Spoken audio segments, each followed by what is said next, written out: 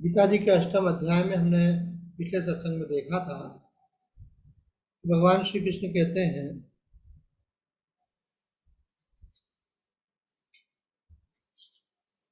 आ ब्रह्म भुवना लोका पुनरावर्ती अर्जुन मामु प्रत्यतु कौन्तेय पुनर्जन्म न विद्यते।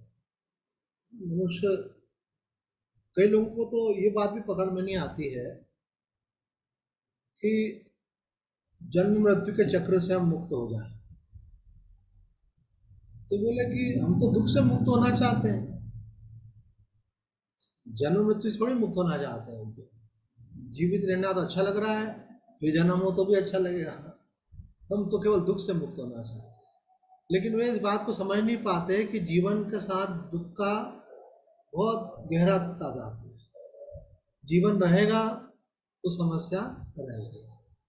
जन्म, इसलिए आपको पहले हमने पढ़ के भी सुनाया था, भगवान श्री राम को वशिष्ठ जी उपदेश करते हैं, जो उसमें पहला अध्याय है वैराग्य शतक योग वशिष्ठ में। तो उस वैराग्य वाले चैप्टर में ये बात समझाई है कि आप, अगर आप मोह में हो तो आपको समझ में नहीं आएगा, लेकिन अगर आप जैसे जैसे आपके अंदर सजगता आएगी तो आपको समझ में आएगा कि आपका हर रिलेशन आपको दुख देने के लिए, वो रिलेशन चाहे किसी व्यक्ति से हो, चाहे किसी वस्तु से हो, चाहे किसी परिस्थिति से हो, क्योंकि संसार की हर चीज़ तो परिवर्तन वाली है ना, परिस्थिति बदलने वाली है। वस्तुएं जो हैं उनका संयोग और फिर वियोग होना है। संबंधों में तो वहाँ तो और भी ज़्यादा दिक्कत है। वस्तु तो फिर भी जैसे मानो आज है, नहीं रहेगी तो प्रकृति के क्रम में नहीं रहेगी। व्यक्ति का तो अपना माइंड है, आज कोई अपने से मिलने आ रहा है, आप लोग को बहुत अच्छा लग रहा है, कल उसका माइंड नहीं आने का, फिर क्या करेगा? तो खत्म हो जाएगा। कोई भी कारण, कोई भी थॉट आ जाए, मनुष्य का दिमाग तो ऐसा जरा सी बात को लेके बुरा मान जाए, नाराज हो जाए, अदरवाइज ले ले, एक्सप्लेनेशन भी नहीं मांगे, विड्रॉ कर ले, कोई भी किसी कारण से। तो संसार में जितनी भी चीज़ें हैं वो सब, बुरा मत मानिएगा आप, शास्त्र बोल रहा है वो सब आपको दुख देने के लिए है, और आप उन सब में क्या खोज रहे हैं? सुख। इसलिए श्लोक में तो भगवान ने बोल ही दिया, ये कैसा है संसार? अशाश्वतम दुखालयम। मैं सोचता हूँ कि आध्यात्म की ये बड़ी भारी उपलब्धि है, छोटी मोटी नहीं, अच्छी खासी बड़ी भारी उपलब्धि है कि आपका माइंड इस बात से कन्विंस हो जाए कि संसार में दुख है। जैसा भगवान बुद्ध ने 4 सूत्र दिए हैं, उसमें पहला सूत्र ही है कि सर्वम दुखम, संसार में दुख ही दुख है, दुख का कारण है, उससे मुक्त होने का उपाय, ये सब तो आगे कहा है उन्होंने, पर वो कहते हैं दुख ही दुख है। अभी कल एक बहन बता रही थी कि भाई अपन ने जो बात कही कि मनुष्य में सुख ज़्यादा किसको है? राजा को, जिसके पास अच्छी पत्नी है, संतान है, निष्कंटक राज्य है, सब भोग सामग्री है, तो बोले वो राजा को, राजा से ज़्यादा सुख है देवता को, जो मरने के बाद स्वर्ग में चला गया और वहाँ देवता होकर के रहेगा, स्वर्ग में रहने वाला देवता कहलाता है। उससे ज़्यादा सुख है अजान देवता को। अजान देवता मतलब जो शुरू से आखिर तक स्वर्ग में रहेगा। और उससे ज़्यादा सुख है इंद्र को। इंद्र से ज़्यादा सुख है जो ब्रह्मलोक में चला गया उसको, है ना? और उससे ज़्यादा सुख है जिसने भगवान को प्राप्त कर लिया। तो कहने लगे कि स्वामी जी, ये जो मनुष्य पुण्य कर्म करके सुख चाहता है, सुख चाहना ही मतलब स्वर्ग चाहना है। ये बात स्वामी अवधूतानंद जी महाराज ने कही थी।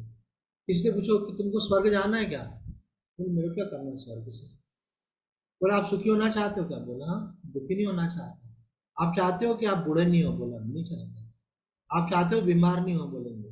आप चाहते हो जो आपकी इच्छा हो आसानी से सब उपलब्ध हो जाए? बोला इसका नाम तो स्वर्ग होता है। स्वर्ग में न बुढ़ापा आता है न बीमारी आती है, संकल्प मात्र से भोग प्राप्त होता है। तो अगर आपके मन में ऐसी इच्छा, मतलब उसकी इच्छा का दूसरा नाम क्या है? स्वर्ग की इच्छा। तो उन्होंने बड़ी अच्छी बात कही कि बोले स्वामी जी, हमने किसी ग्रंथ में पढ़ा, कल एक बहन बता रही थी कि जब मनुष्य को मालूम पड़ता, जीव को मालूम पड़ता है कि अब मेरा टाइम पीरियड पूरा हो गया है स्वर्ग का और मुझे वापस नीचे पृथ्वी लोक में भेजा जाएगा, तो उसको ऐसा अंदर से संताप होता है जैसे किसी की चमड़ी उतारी जाती है, उसको कैसा दुख हो, इतना क्लेश होता है। मतलब वो बोलता है इतना, बोलता है स्वर्गीय सुख। और स्वर्गीय सुख से जब आपको नीचे भेजा जाएगा तो सारे सुख तो फीके हो ही जाएंगे। जैसे मानो आप कोई कलर कलर टीवी देख रहे हो आपको, और छोटा सा ब्लैक एंड व्हाइट टीवी मिलने वाला है, तो बोला और नहीं ले, उसमें इतना बढ़िया देखता हूँ, नीचे ही नहीं आऊंगा। तो मनुष्य तो संसार में अनुसंधान ही करता रहता है, और बेहतर और बेहतर। कोई छोटा नहीं, इससे बड़ा, इससे नहीं, इससे बड़ा, नहीं नहीं, ऐसा वाला HD वाला, फलाना वाला। वो हर जगह तो सुख का अनुसंधान करता है, कितना सुख के पीछे पागल है। और फिर जब ऊपर से उसको टपकाया जाएगा, क्षीणे पुण्य मृत्यु लोकम विशंति, बोला अरे नहीं नहीं, बोले नहीं नहीं, से क्या होता, पुण्य खत्म, जाओ नीचे, बैलेंस खत्म। फिर किसी 5 स्टार होटल में जाओ, तो बोले भाई पैसा है आपके पास, बोले नहीं होता तो आते क्यों? तो ठीक है भाई, कुछ एडवांस जमा करा दीजिए। जमा करा दिया, 4 दिन पहले ही बोलेंगे आपका बैलेंस खत्म हो रहा है, आपको और जमा करा दीजिए, जैसे हॉस्पिटल में होता है ना ऐसे। बोले खत्म हो गया, बोले नहीं होने ही वाला है, अब जमा करा दीजिए ताकि आपकी सेवाएं कंटिन्यू रहे। तो आपने बोला मेरे पास नहीं है, तो बोले परसों तैयारी कर लो जाने की। ठीक है, बोला हमारे को जमाई साहब नहीं होगा, आपको रखा हुआ है यहाँ। तो इसी प्रकार से स्वर्ग में भी है। तो मनुष्य चाहता है दुखों से मुक्त होना, और दुखों से मुक्त होने का मतलब है जन्म मरण के चक्रों से मुक्त। तो जन्म रहेगा तो दुख होगा। कितनी सारी बातें कही थी, जन्म में इतना दुख बताया। अब छोटा बच्चा है, अस्वस्थ है, उसको मालूम ही नहीं क्यों, माँ समझ नहीं पा रही, रो रहा है। बड़ा हो गया, पढ़ाई का उसको मन नहीं लग रहा, माँ उसको दबाव डाल रही, पढ़ाई का शिक्षक दबाव डाल रहा है। उसके बाद उसको इतना टेंशन है, मेरा करियर बनना चाहिए, कहीं जॉब मिलना चाहिए, उसका टेंशन, बहुत कंपटीशन टफ आजकल जैसे देखते हैं। उसके बाद मानो उसको जॉब मिल गया तो बॉस के साथ सेटिंग करना पड़ती है। एक बच्चा अभी जॉब कर रहा है, मुझे बता रहा था, बोले बॉस जो है चाहता है उसकी चापलूसी करे, हम बहुत ईमानदारी से काम करें, पर उसको उससे पर्याप्त तो नहीं, चापलूसी भी करे। तो इतने पढ़ लिख करके हमारी सैलरी के लिए हमको अब चापलूसी करना पड़ेगा। नहीं तो बोले हमको टॉर्चर करता है किसी न किसी रूप में, हमारे काम को रिजेक्ट कर देता है, हमारी आगे रिपोर्ट जाती नहीं अच्छी, ऐसे। बोले बड़ी पॉलिटिक्स है ऑफिस में, ये बहुत सारे ऑफिस में पॉलिटिक्स होती है। वहाँ आपकी योग्यता और आपका शैक्षणिक सामर्थ्य को नहीं देखा जाता। तो साथ में आप वहाँ के वो जैसे आपने बोला था एक बार कि ऑफिस में मुझे कोई बहुत सताता था, बहुत जगह होता है ऐसा। स्त्री पुरुष का भी चक्कर रहता है, कभी पुरुष बॉस है और महिला काम कर रही है, तो उनकी नज़रें कभी खराब होती हैं, गलत दृष्टि से भी देखते हैं, गलत बातें भी करते हैं, फिर उनको सबको सहना पड़ता है, उनको इग्नोर करो, अपन तो अपना काम करो। अब मानो वो भी हो गया, अब आपने से अच्छे का शादी होना चाहिए। अब शादी में आप कितना पता लगाओगे? कोई व्यक्ति धीरे धीरे खुलता है, एकदम से कोई नहीं खुलता। आजकल लड़के लड़की बोलते हैं हम पहले देखेंगे, बात करेंगे, ये तो दोस्ती में व्यक्ति एक प्रकार का होता है, और शादी हो जाने के बाद उसका असली स्वरूप प्रकट होता है। पहले अपना स्वरूप प्रकट नहीं करता है, उसके बाद मालूम पड़ता है कि इसकी बातचीत करता है। और अब तो बोला फंस गया, अब जो हो गया सो गया। रमेश नहीं मिला तो दुखी, संतान नहीं हो तो दुखी। संतान हो गई और लड़की संतान है, तो घर वाले चाहते हैं लड़का हो, तो वो आपको उसके लिए परेशान करेंगे। ऐसे बेवकूफ़ भी तो है ना अभी दुनिया में। तो मानो लड़का भी हो गया था, वो स्वस्थ रहना चाहिए, वो बुद्धिमान होना चाहिए, उसकी पढ़ाई में रुचि होना चाहिए, उसके अच्छे संस्कार होना चाहिए। अभी कोई भी एक चीज़ भी फेल हो गई तो आप जिंदगी खराब, वो आपको उसको लेकर के आप परेशान होते रहेंगे। लड़की हो गई, उसकी शादी नहीं हो रही है, लेट हो रही है, तो आप उसको लेकर परेशान। तो आप थोड़ा ध्यान से देखो सही, लाइफ के किस फेज में परेशानी नहीं है। लेकिन मनुष्य को थोड़ा सा सुख मिलता है तो बाकी सब कुछ छोड़ देता है। कभी बढ़िया कुछ खा लिया और वाह वाह मजा आ जा, आ जा, आगे पीछे सब। मनुष्य का सुख कैसा है, हमारे शास्त्र बोलते हैं इस मनुष्य का सुख ऐसा है कि एक व्यक्ति के पीछे कोई जंगली जानवर पड़ गया, तो भागने लगा, भागते भागते जो है वो एक पेड़ पे चढ़ गया। भालू पीछे पड़ रहा था, पेड़ पे चढ़ गया, भालू चढ़ नहीं पाता होगा शायद, ऐसा कुछ होगा। तो शेर होगा तो मतलब चढ़ नहीं पाता होगा, तो पेड़ पे चढ़ गया। पेड़ पे चढ़ गया तो चढ़ते चढ़ते थोड़ा ऊपर चढ़ गया, तो जहाँ उसने ऐसा हाथ रखा था ऊपर, देखा उसने, और ये मधुमक्खी का छत्ता, और मेरा हाथ इसको पड़ गया तो मेरा तो थोड़ा थोड़ा खराब हो जाएगा और मैं ऐसा डंच लगेगा कि मैं मर भी सकता हूँ। तो वो धीरे से वहाँ स्थिर हो गया। और उसने देखा, चढ़ तो गया लेकिन पेड़ तो तिरछा था, और नीचे देखा तो नीचे दूसरा जानवर, सांप वाप ये सब थे। बोले अगर मैं झटका खा के अगर मैंने हाथ छोड़ दिया तो नीचे मेरे को ये विषैले सर्प जो है ये डस लेंगे, और अगर मैं पीछे वापस उतरना चाहूँ तो वो शेर मेरा इंतजार कर रहा हो, कुछ देर रोको, ऊपर मैं वेट कर रहा हूँ तुम्हारा। तो इधर मधुमक्खी का छत था। इतना में क्या हुआ, बड़ा परेशान था, एकदम से उसकी नाक पे कुछ गिरा, उसने देखा क्या है, वो नाक से धीरे से उसके होठ पे आया, उसने जीभ से थोड़ा सा देखा, देखो नहीं क्या, तो शहद था। बोला भी ये सब तो होता रहेगा, अब थोड़ा शहद का मजा तो लो। अब बताओ, ये इंसान इंसान जो सुख ले रहा है ना, वो ऐसा वाला ही सुख है। नीचे सांप है, ऊपर मधुमक्खी का छत्ता है, पीछे शेर है, और बोले स्वामी जी डरा काय को रहे हो, सब कुछ बढ़िया चल रहा है, बढ़िया चल रहा है, लेकिन तलवारें लटकी पड़ी हैं। अभी जब कोरोना में लोगों, घर के लोग एडमिट हुए थे हॉस्पिटल में, तब उनकी हालत क्या हो रही थी, कैसे चेहरे बने हुए थे, कितने टेंस थे, कितना बीपी बढ़ा हुआ था, कितना परेशान थे, इंजेक्शन नहीं मिल रहे हैं, ऑक्सीजन की दिक्कतें आ रही हैं, क्या क्या हो रहा है। संसार दुख है, संसार में बहुत दुख है। इसलिए इस संसार से मुक्त होने का प्रयास करना चाहिए, तो उसके लिए मानव शरीर हमको प्राप्त हुआ है। वही बात भगवान ने इस 16वें श्लोक में कही कि ब्रह्मलोक पर्यंत जितने भी लोग हैं, उनमें आप पहुंच तो जाओगे पुण्य कर्म करके, लेकिन आपको वापस लौट करके आना पड़ेगा। पर भगवान कहते माम उपेत्य तु कौन्तेय पुनर्जन्म न विद्यते, अगर तुम मुझे प्राप्त कर लोगे तो फिर इस चक्र से मुक्त हो जाओ। अब कोई बोला ये भी भगवान की बड़ी लीला, पहले तो चक्र में डाला और बोले चक्र से निकलो, पैदा तो उन्होंने किया ना। तो वो महर्षि जी बोलते हैं कि पैदा हुए नहीं, होने की भ्रांति है।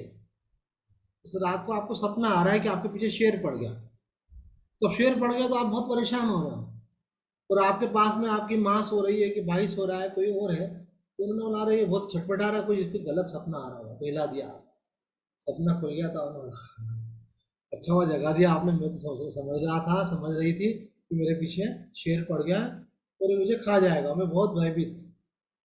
तो बोले ये आपको जो लग रहा है कि हम संसार में पैदा हो गए, आप हुए हुए कुछ भी नहीं हो, न कुछ हुआ था, न कुछ हो रहा है, तुझे सिर्फ होने का भ्रम हो रहा है।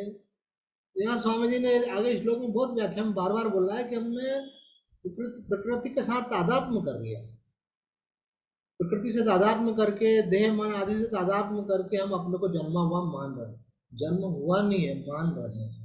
आपका जन्म नहीं हुआ, आप आत्मा हो, लेकिन आपने मान लिया है, यही दुख का कारण है आपके।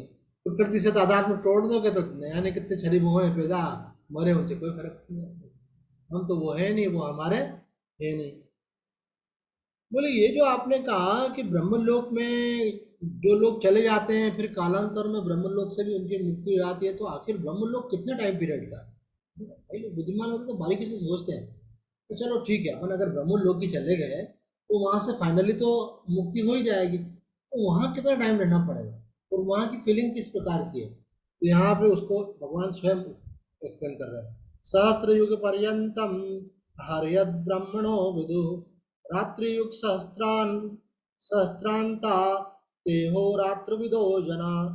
जो मनुष्य ब्रह्मा के सहस्त्र चतुर्युगी पर्यंत एक दिन को, और सहस्त्र चतुर्युगी पर्यंत एक रात को जानते हैं, वे मनुष्य ब्रह्मा के दिन और रात को जानने वाले हैं। जैसे आपका एक दिन और एक रात होता है ना, तो ब्रह्मा जी का भी तो दिन और रात होता होगा।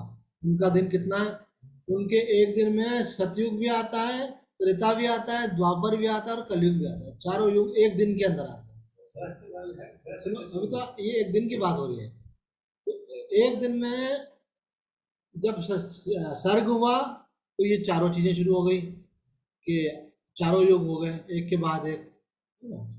शुरुआत हुई सतयुग से, फिर त्रेता, फिर द्वापर, फिर कलयुग, और उसके बाद फिर ब्रह्मा जी सो गए, क्योंकि एक दिन पूरा हो गया ना, फिर सो गए, तो सो गए तो प्रलय हो गई, तो सारी जो सृष्टि थी वो प्रलय में लीन हो गई, जितने जीवे सब लीन हो गए, लेकिन संस्कार अभी समाप्त तो नहीं हुए, अभी संस्कार सहित उसमें लीन है। और फिर वापस दूसरे दिन ब्रह्मा जी उठे, तो उठते से उनके संकल्प से सारी सृष्टि फिर आरंभ हो गई।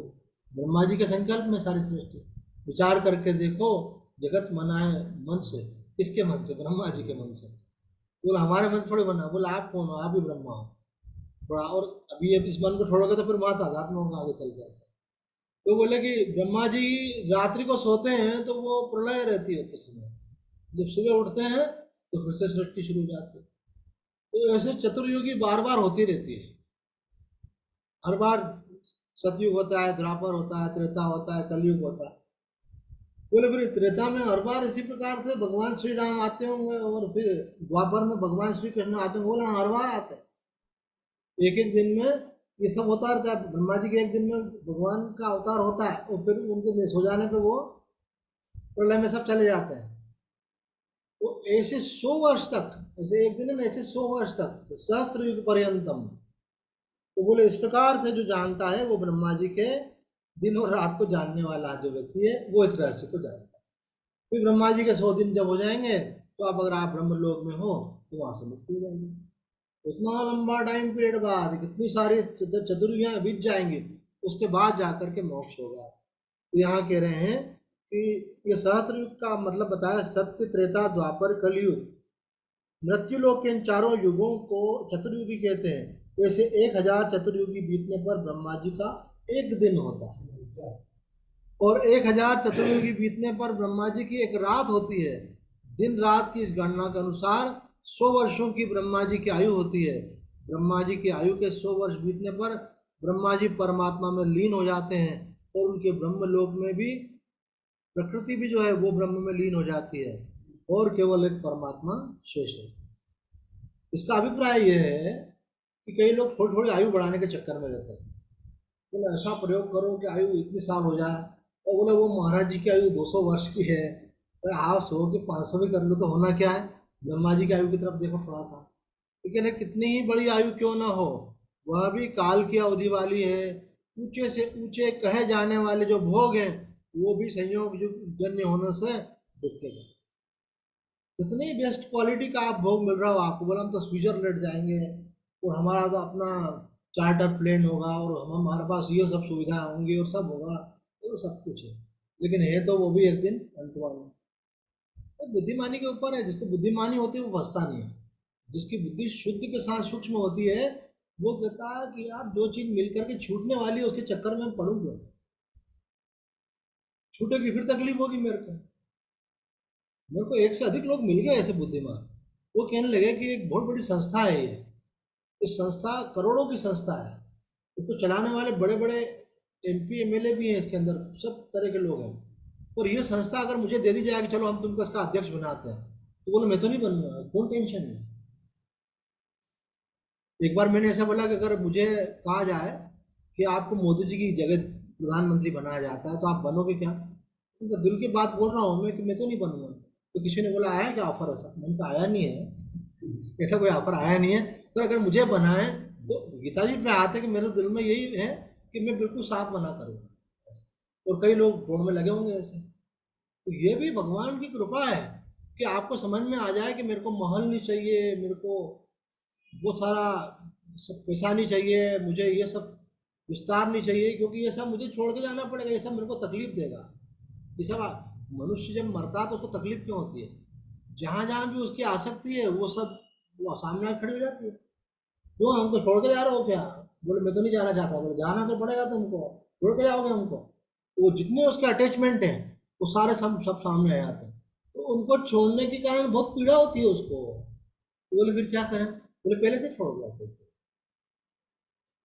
तो बोले छोड़ तो दे पर कैसे छोड़े? फंस गए।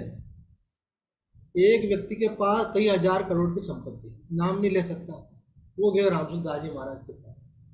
बोले महाराज जी शांति नहीं है, बहुत वैभव का साम्राज्य है, बहुत फॉलोइंग है, बहुत सम्मान है, लेकिन शांति नहीं है। तो रामसुदास जी महाराज सत्य घटना बता रहे, रामसुदास जी महाराज ने देखा कि इतना बड़ा आदमी है, बाकी लोगों को बाहर कर।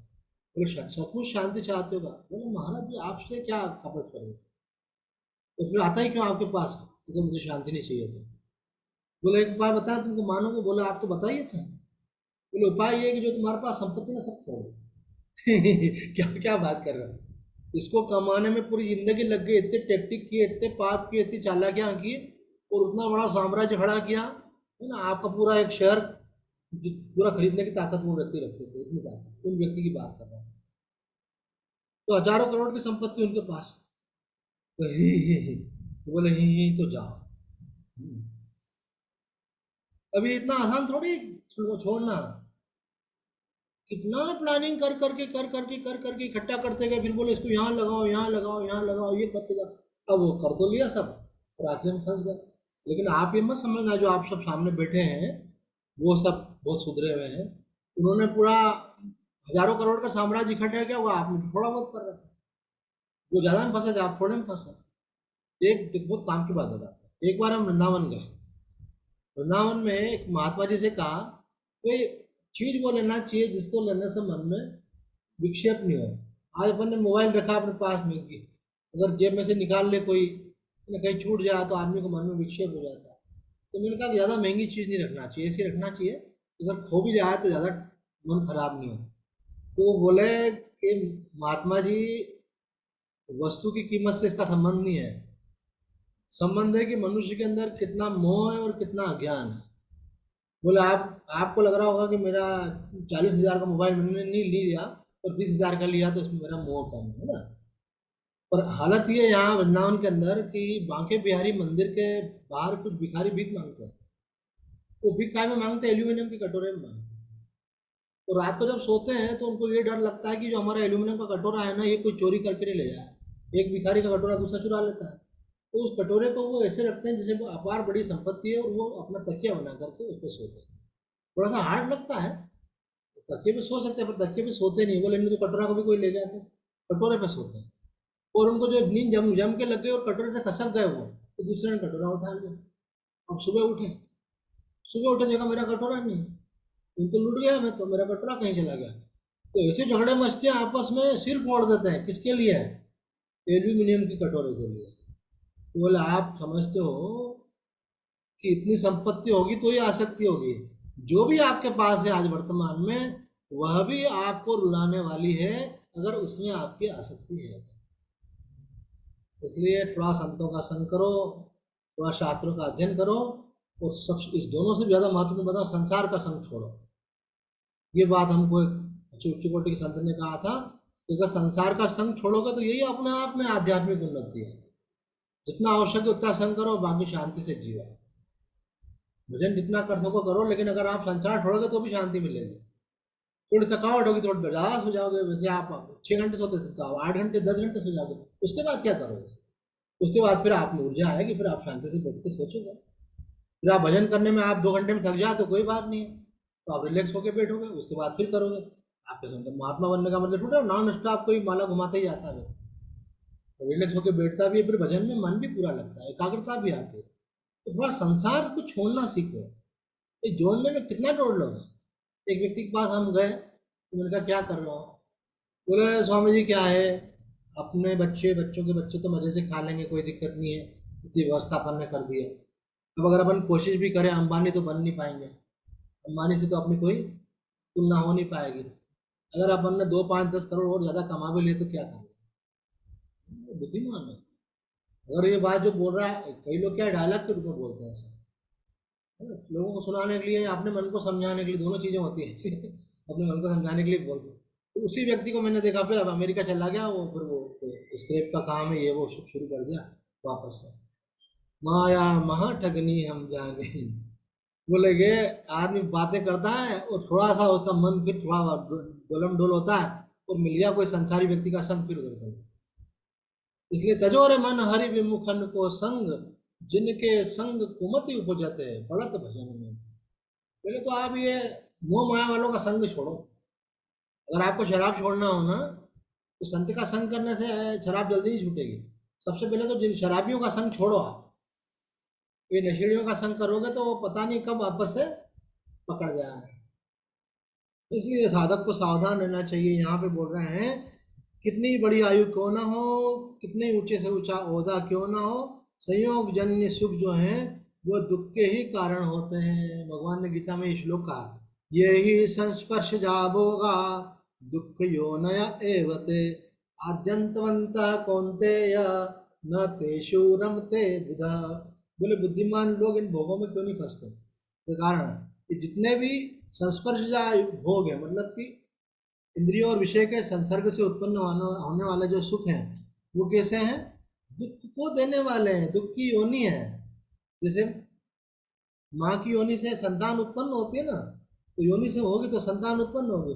तो बोले दुख कहाँ से आएगा? बोले सुख होगा तो दुख आएगा ना, सीधी सी बात है। अगर आप संसार में सुख लोगे तो दुख आएगा। मतलब किसी के बाप की ताकत नहीं कि आपको दुख दे दे। आप सुख ले रहे हो तो सुख में बाधा आती है तो दुख आता है, सुख छिन जाता है तो दुख आता है, सुख के छिनने की संभावना होती है तो दुख आता है। अभी यहाँ अर्जुन को क्यों दुख हो गया? हाथ से धनुष बाण छूट गया, हाथ कांपने लगे, रोमांच हो गया, आंख से आंसू गिर रहे हैं, ये खड़ा नहीं हो पा रहा है, चक्कर आ रहे हैं। ये क्यों हो गया? अभी तो दुख आया नहीं है कुछ भी, आने की संभावना। अरे मेरे सारे स्वजन मारे जाएंगे। ये जो युद्ध भूमि में एक बार युद्ध आरंभ हुआ, सब एक से एक शुरू हुए, मेरे सारे स्वजन मारे जाएंगे। ऐशाम न हंतु इच्छा में घनतोपि मनुसूदन, इनको सबको मैं मारने में कोई सुख नहीं, चले ये भले ही मुझे ही मार डाले, ये क्यों नहीं, इनके मरने के बाद मुझे क्या सुख मिलेगा? तो आदमी को संभावना मात्र से दुख शुरू हो जाता है। तो विवेकवान व्यक्ति, आज आप आए थे, मैंने बात बोली ना, स्वामी जी घुमा फिरा के ये बात बोल रहे हैं कि अगर आप निकलना चाहते हो तो सुखा शक्ति को छोड़ना पड़ेगा और समझना पड़ेगा ये सुखा शक्ति नहीं है, ये सुख के रूप में दुखा शक्ति है। सुख के माध्यम से दुख में प्रवेश करता है। पकड़ेगा फिर छोड़ने में तकलीफ होगी, पकड़ो ही मत, संग्रह ही मत करो तो फिर छोड़ने की बात भी नहीं आएगी। साईं इतना दिन ये जामे कुटुंब समाए, मैं भी भूखा ना रहा हूँ, साधु न भूखा रहा। अभी आया है कि किसी ने करोड़ों की संपत्ति छोड़ के गोवर्धन परिक्रमा में वहाँ पे राधा कुंड के उधर एक कुटिया बना ली, एक माता बनी। उनका आया था वीडियो पूरा, उन्होंने वही इतने बड़े हीरे के व्यापारी के बेटे और ये सब छोड़ दिया। तो आपको समझ में नहीं आ रही, उनको समझ में आ गई, इतना ही फर्क है। आपको लग रहा है उसमें सुख है अभी, इसलिए आप हीरे इकट्ठे करने में लगे हो। तो उनको समझ में आया है कि ये हीरे मेरे को सुख देने वाले नहीं है, बल्कि मेरी मौत बिगाड़ने वाले हैं। आखिर में ये सब याद आएंगे, मेरे पास इतना है तो कहाँ करूँ, क्या करूँ, कैसे करूँ। तो आदमी जो विवेकवान व्यक्ति होता है वो इसीलिए सत्संग सुनता है, तो सत्संग सुनकर विवेक जगा लेता है। तो यहाँ पे ये बात कही जा रही है, यही संस्पर्श जाप होगा। सहस्त्र युग पर्यंतम हर यद ब्रह्मणो विदु रात्रि युग सहस्तांतम तेहो रात्र विदो जना। इस श्लोक का अर्थ करते हुए आगे कहा है, अव्यक्ताद व्यक्तयः सर्वा प्रवृत्त अहरागमे रात्रागमे प्रलीयन्ते तत्रेवा व्यक्त संगते। पिछले श्लोक को इस श्लोक में स्पष्ट किया है कि ब्रह्मा जी के दिन के आरंभ काल में अव्यक्त अर्थात ब्रह्मा जी के सूक्ष्म शरीर से संपूर्ण प्राणी पैदा होते हैं, तो ब्रह्मा जी की रात के आरंभ काल में उसी अव्यक्त में संपूर्ण प्राणी विलीन हो जाता है। सारा ब्रह्मांड जो है ब्रह्म में विलीन हो जाता है।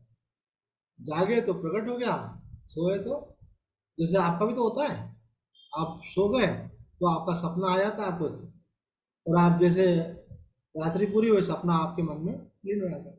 आपके मन से प्रकट हुआ और आपके मन में लीन हो गया। ब्रह्मा जी से जिस सृष्टि प्रकट हुई ब्रह्मा जी में लीन हो गई। मात्र प्राणियों के जितने शरीर हैं उनको यहाँ अव्यक्त अर्थात 14 अध्याय के चौथे श्लोक में मूर्तयः कहा गया है। जैसे जीवकृत सृष्टि अर्थात मैं और मेरापन को लेकर जीव की सृष्टि है, जीव के नींद से जागने पर सृष्टि जीव से पैदा होती है और नींद आ जाने पर सृष्टि जीव में लीन हो जाती है। मैं और मेरा के संस्कार है ना अंदर, हम जागे हो बोलते मेरा भाई, मेरा घर, मेरा पिता, मेरे बेटा, आपकी सृष्टि आरंभ हो गई जीव सृष्टि, और सो गए तो सृष्टि आप में लीन हो जाती है। ऐसे ही जो स्थूल समष्टि सृष्टि दिखती है वह सब के सब ब्रह्मा जी के जगने पर उनके सूक्ष्म शरीर से अर्थात प्रकृति से पैदा होती है, वो ब्रह्मा जी के सोने पर उनके अंदर लीन हो जाती है। तात्पर्य हुआ कि ब्रह्मा जी के जगने पर तो सर्ग होता है, तो ब्रह्मा जी के सोने पर प्रलय हो जाता है, और इसी प्रकार से ब्रह्मा जी की 100 वर्ष की जब आयु बीत जाती है तो महाप्रलय होता है, जिसमें ब्रह्मा जी भगवान में लीन हो जाते हैं। ब्रह्मा जी की जितनी आयु होती है उतना ही महाप्रलय का समय होता है। महाप्रलय का समय बीतने पर ब्रह्मा जी भगवान से फिर प्रकट होते हैं, फिर महासर्ग का आरंभ होता है। ऐसे सब ये सृष्टि जन्मती मरती रहती है, और जो प्रकृति से तादात्म्य किए रहता है, बोले भूत ग्रामा स एवायम भूतवा भूतवा प्रलीयते। हे पार्थ, यह प्राणी समुदाय उत्पन्न होकर प्रकृति के परवश हुआ, ब्रह्मा के दिन में उत्पन्न होता है, ब्रह्मा की रात्रि में लीन होता है, मतलब पैदा होता है और मरता है। जैसे किसी को चोर को पकड़ के ले आते हैं ना पुलिस वाले, तो कबूलवाते हैं, तो कबूलता नहीं है तो मारते हैं उसको, मारते मारते बेहोश हो जाता है, बेहोश हो जाता है, जैसे होश आता है फिर पिटाई होती है उसको। तो जैसे आप जो है बार बार मरते हो, फिर पैदा होते हो, पैदा होकर दुख पाते हो, फिर मर जाते हो, बोले कब तक चलेगा? तो देखो स्पष्ट किया है, भूत ग्रामा सेवायम, अनादिकाल से जन्म मरण के चक्र में पड़ा हुआ यह प्राणी समुदाय वही है जो कि साक्षात मेरा अंश है, मेरा स्वरूप है, मेरा सनातन अंश होने से यह नित्य है। सर्ग और प्रलय तथा महासर्ग और महाप्रलय में भी इसके आगे यही बना रहेगा। इसका न कभी अभाव हुआ था, न कभी इसका अभाव होगा। तात्पर्य यह कि यह कैसा है? अविनाशी है, इसका कभी विनाश नहीं होता, परंतु भूल से प्रकृति के साथ अपना संबंध मान लेता है। तो प्राकृत पदार्थ अर्थात शरीर आदि तो बदलते हैं, उत्पन्न होते हैं, नष्ट होते हैं, पर यह संबंधों को पकड़े रहता है, छोड़ता है। हाँ, बोले भगवान का अंश होने से वो तो शाश्वत है, लेकिन उन्होंने ये प्राकृत पदार्थों को पकड़ रखा है, शरीर को पकड़ रखा है, शरीर के संबंधियों को पकड़ रखा है। और बड़े मजे की बात बोली है कि ये सब तो नष्ट हो रहे हैं, लेकिन मानवा संबंध नष्ट नहीं हो रहा। बोला हमारे पिताजी मर गए, हमारे पिताजी बचपन में ऐसा करते थे, पिताजी कहाँ है? तो पिताजी तो है नहीं, लेकिन मानवा संबंध अभी बना। इसी प्रकार से जो शरीर के साथ मानवा संबंध है, तो जब आप मर जाओगे तो मानव संबंध समाप्त नहीं होता, जिसको बोलते हैं देह वासना, उसी कारण से पुनः देह मिल जाती है। अगर ये वासना खत्म हो जाए तो देह बाधा नहीं है। तो यही बात यहाँ बताई जा रही है। यह कितनी ही आश्चर्य की बात है कि संबंधी अर्थात सांसारिक पदार्थ तो नहीं रहते, पर उनका संबंध रहता है, क्योंकि उस संबंध को आपने पकड़ा हुआ है। आपने पकड़ा हुआ है, आपको ही छोड़ना पड़ेगा। आपने बोला है कि मैं शरीर हूं, तो आपको ही बोलना पड़ेगा कि मैं शरीर नहीं हूं। हाँ, अगर आप अंदर से जब तक नहीं मानोगे तो ये संबंध टूटने वाला नहीं है। जब तक उस माने हुए संबंध को नहीं छोड़ेगा, तब तक ये जन्म मरण की परंपरा चलती रहेगी और ये कभी मिटने वाली नहीं। आप योग विशिष्ट ग्रंथ पढ़ो, उसमें जैसे प्रसंग आते हैं, किन्हीं किन्हीं को 200 जन्म तक का याद है। पहले मैं वहां पैदा हुआ, फिर ऐसा हुआ, फिर ऐसा हुआ, फिर वहां जन्म हुआ, फिर मेरा वहां जन्म हुआ। ऐसे हम लोग भी बहुत पुराने पापी हैं, बहुत कुछ करके आए, अब यहाँ पे आए और फिर वापस आगे की यात्रा है। अगर हम सावधान नहीं हुए तो, चूक गए तो रह जाएंगे। और ये तो भगवान की खेल तो चल ही रहा है। भगवान के द्वारा कहा है कि भगवान अकेले खेल, भगवान को मजा नहीं आता अकेले खेलने में, एकाकी न रमते। तो खेल खेलने के लिए, उन्होंने प्रेम का आदान प्रदान करने के लिए भगवान ने ये प्राणी समुदाय शरीर रूपी खिलौनों सहित प्रकट कर दिया है। खेल का ये नियम होता है कि खेल के पदार्थ केवल खेलने के लिए होते हैं, किसी के व्यक्तिगत नहीं होते। परंतु यह प्राणी समुदाय खेल खेलना तो भूल गया, खेल के पदार्थों को अर्थात शरीर को व्यक्तिगत मानने लगा और उसमें फंस गया और भगवान से विमुख हो गया। भगवान ने तो खेल के लिए रचा था, लेकिन उस खेल को सत्य मान करके उसमें आसक्त हो गए। जो छोटे बच्चे होते हैं ना, खिलौनों में आसक्त हो जाते हैं, ऐसे हम लोग संसार में आसक्त हो रहे हैं, ये भी खिलौना है ना। आपका कुछ लेके आए थे, अच्छा बोलते क्यों सब, ना कुछ लेके आए थे ना कुछ लेके जाओगे, केवल यहीं के लिए है। उसका मेरा मान लोगे तो गति अलग और बिगड़ जाएगा। तो मेरा मानकर ही मनुष्य फंसा हुआ उसके अंदर। भूतवा भूतवा प्रलीयते, श्लोक में कहा है भूत ग्राम सएवायम भूतवा भूतवा प्रलीयते रात्रागमे वशय पार्थ व्रत आरागमे। हे पार्थ, वही यह प्राणु समुदाय उत्पन्न होकर प्रकृति के परवश हुआ, ब्रह्मा के दिन में उत्पन्न होता है तो ब्रह्मा की रात्रि में लीन होता है। भूतवा भूतवा प्रलीयते, यह पद शरीर के लिए कहे गए उत्पन्न और नष्ट होते रहते हैं, अर्थात जिनमें प्रतिक्षण परिवर्तन होता रहता है। परंतु जीव उन शरीरों के परिवर्तन को अपना परिवर्तन और जन्मने मरने को अपना जन्म मान लेता है। यही मान्यता के कारण उसका जन्म मरण अभी सजा हो जाए। बोले परिवर्तन मुझ में नहीं हो रहा है, मैं जवान नहीं हूँ, मैं बूढ़ा नहीं हूँ, मैं मृत नहीं होता। अखंडानंद जी महाराज को किसी ने बोला, महाराज जी हम आपको जानते हैं। बोले कैसे? बोले पहले आप गृहस्थ थे, पंडित जी थे, तो फिर आपने संन्यास ले लिया, और आप महात्मा हो। तो महाराज जी ने मालूम क्या उत्तर दिया? न तो हम पहले गृहस्थ थे और ना हम सन्यासी हो गए, हम तो पहले भी आत्मा थे और अभी भी आत्मा है। और ये उत्तर कब दिया? रात्रि को सपने में किसी ने बोला, उसमें उत्तर दिया। निश्चय कितना पक्का होना चाहिए कि आपको सपने में भी ये ख्याल नहीं आया कि मैं शरीर हूँ, मैं स्त्री पुरुष तो दूर की बात है, मैं शरीर हूँ, ये ख्याल नहीं आया। बोले हम आत्मा है। तो वेदांत का सत्संग इसीलिए तो होता है कि आप उसको पक्का कर लो, मैं आत्मा हूँ। अथवा भगवान के साथ अपना शाश्वत संबंध मान लो, अपना किसी से संबंध मत लो, तो भी काम बन जाता है। यहाँ कह रहे हैं यह स्वयं सत्य स्वरूप है, भूत ग्राम सएवायम, शरीर उत्पत्ति विनाशशील है, इसलिए शरीरों को धारण करना अर्थात जन्म मरण होना परधर्म है और मुक्त होना स्वधर्म है। आत्मा का स्वधर्म क्या? वह मुक्ति ही है। रात्रागमे वशय पार्थ प्रभवत्य अहरागमे, यहाँ अवश्य कहने का तात्पर्य है यह जीव प्रकृति के वस्तुओं में किसी वस्तु को अपनी मानता रहेगा, उसको वहम होगा कि मैं इसका मालिक हूँ, और ऐसा होने से वस्तु की पराधीनता आ जाएगी। प्राकृत पदार्थों से जितना ही अधिक ग्रहण करेगा उतना ही यह महान परतंत्र, ध्यान देने वाली प्रोपोर्शनेटिवली, जितना संसार के संबंधों का बढ़ावा करेगा, वस्तुओं का बढ़ावा करेगा, उतना अधिक परवश है। सब चीजें इसको बांधेंगी। बताया ना, एक किसी का मैंने नाम नहीं ले सकते, अच्छा नहीं लगता, 1000 करोड़ों की संपत्ति उनके पास, तो रामसुदास जी को बोला कि मैं बहुत अशांत हूँ।